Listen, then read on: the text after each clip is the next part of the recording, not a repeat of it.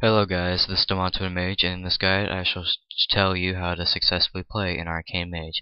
And I'm pretty sure most of you have heard that Arcane Mage is basically LOL one button spam. While this can be true for certain parts, it's a little bit more complicated than you think. Arcane Mages go through two different phases. There is a burn phase and a conservative phase. Before I go into that, I shall show you basic spec. When you spec an Arcane, you'll get Arcane Barrage, which is basically like Fire Blast, except it's Arcane version. And mastery too. Your mastery will be Arcane Adept. Mastery is probably one of the most important important stats for an Arcane Mage. Increase all your spell damage done, depending on how much mana you have unspent. So you'll do more damage when you have 100% mana compared to say 50. So mastery is very important, as you'll be mostly doing your conservative phase. And anyways, in the spec, key things for Arcane is presence of mind. Basically, it's nature swiftness, basically, mage version. Then you have slow, which basically slows the target. And this is important too because you will be specking the Torment the Weak, which increases your arcane damage up to 6% on snared or slowed targets. And then when you spec in slow, you'll go into another vortex, which basically gives your Arcane Blast a 100% chance to apply the slow, which Arcane Blast you'll be using in both phases a lot. There's also Focus Magic, which is basically sort of like Dark Intent mage version though, except increases the target's critical hit instead of haste. And then you'll have Arcane Power, which is the last talent in the tree, which you'll do 20% more damage, but spells will cost more mana. You cannot use this when you have Presence of Mind up, and you cannot use Presence of Mind when you have Arcane Power up, so make sure if you're going to go into Burn phase, you'll use Presence of Mind before Arcane Power. And then onward. Now, what you are going to be doing as for conservative phase is you'll be doing Arcane Blast 4 times. You'll have the debuff, which makes you increase the mana cost, do more damage, and then if your Arcane Missiles proc when you have the 4-stack debuff, use that. If not, use your Arcane Barrage.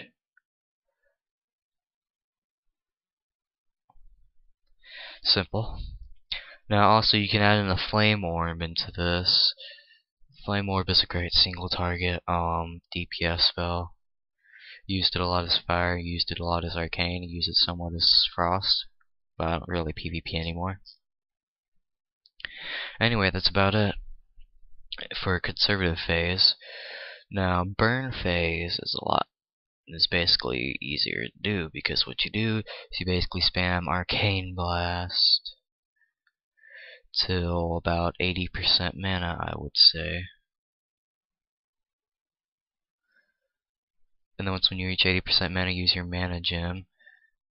Pop all cooldowns. Cooldowns such as Mirror Image, Arcane Power, and any trinkets you have. When you reach about 40% mana, that is when you'll evocate. Just evocate all the way up and then continue on to your regular conservative phase. It's as simple as that. Now as for stats, what you'll want is Arcane. You will want, I would say, get hit cap first, which is basically important for every single spec. Because if you can't hit the target, you're not doing DPS, and if you're not doing DPS, then you're failing.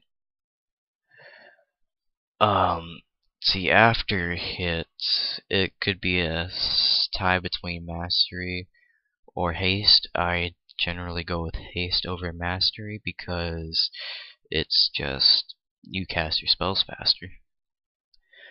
The Mastery we know is all important because